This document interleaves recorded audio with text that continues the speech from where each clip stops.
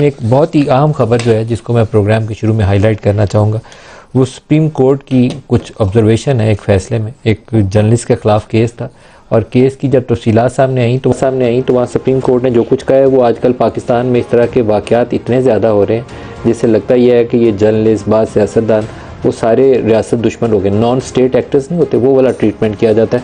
100 FIR درج ہو جاتی ہیں.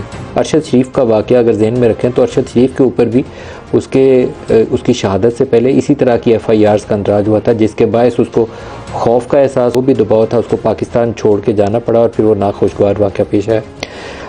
سپریم کورٹ نے کہا کہ آئین ہر شہری کو سیاسی معاشرتی اور آزادی رائے کی آزادی دیتا ہے. ریاست کو اپنی طاقت اور اختیار کا استعمال آئین کے مطابق کرنا چاہیے. پرنٹ اور الیکٹرانک میڈیا تک معلومات پہنچانے کا ذریعہ ہے. دفعہ 196 کے تحت سیاسی مقاصد کی FIR درج کی جا رہی ہیں. زیادہ تر سیاستدانوں، کارکنوں، میڈیا پرسنز کے خلاف یہ مقدمات درج ہو رہے ہیں. یقین کرنا مشکل ہے کہ عوامی نمائندے، صحافی، سیاسی ورکرز ریاست مخالف سرگرمیوں میں ملوث ہیں.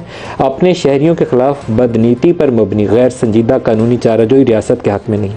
شہریوں کے خلاف ایسی قانونی چارہ جوئی آئین کو مجروح کرنے کے مترادف ہے. اختیارات کے غلط استعمال سے معاشرے میں خوف اور عدم تحفظ کا احساس پیدا ہوتا ہے. ایسے اقدامات کا نتیجہ ریاست کے اداروں کے خلاف نفرت کی صورت میں نکلتا ہے. شہری خوف میں مبتلا ہوں تو آزادانہ طور پر اپنے فرائض سر انجام نہیں دے سکتے. شہریوں کی اظہار رائے اور معلومات تک رسائی آئین میں اس کی ضمانت دی گئی ہے. یہ وہ چیزیں ہیں جو یہ سپریم کورٹ کے اس آرڈر کے اندر کہی گئی ہیں اور یہ ساری درست باتیں ہیں.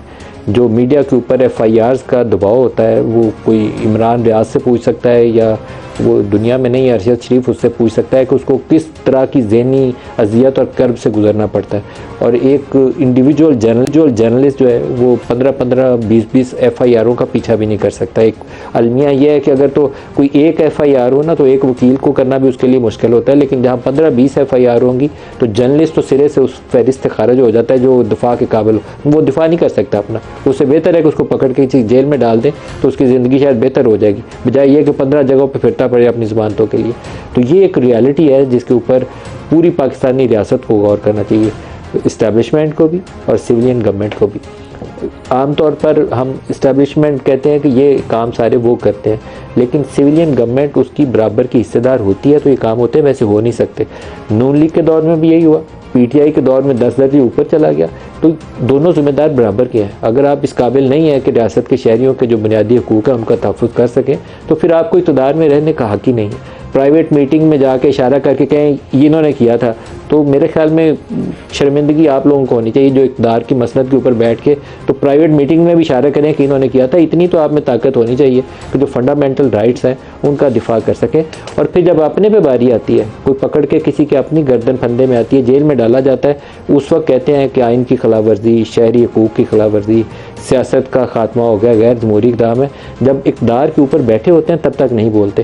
یہی وہ کمزوری ہے جو پاکستان کو اندر سے کھوکھلا کر رہی ہے اور کمزور کر رہی ہے. ہمیں اس سے باہر نکلنا پڑے گا، لوگوں کو تحفظ دینا پڑے گا، ان کو یہ یقین دلانا پڑے گا کہ ان کو اپنی بات کہنے کا حق حاصل ہے. اپنی بات کہنے سے یا اپنی اوپینین دینے سے وہ بالکل میرے سے 100% مخالف اوپینین اس کی ہو سکتی ہے، لیکن اس کا مراد یہ نہیں ہوتی کہ وہ ریاست دشمن ہے یا ملک دشمن ہے.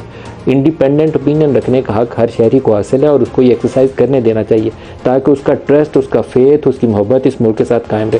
کسی کو ملک کی محبت جاگتی ہے تو وہ سوال اٹھاتا ہے یا آواز اٹھاتا ہے، ویسے اس کو کیا ضرورت پڑی ہے جو کچھ مرضی پاکستان کے ساتھ ہوتا رہے وہ کیوں سوال اٹھائے گا.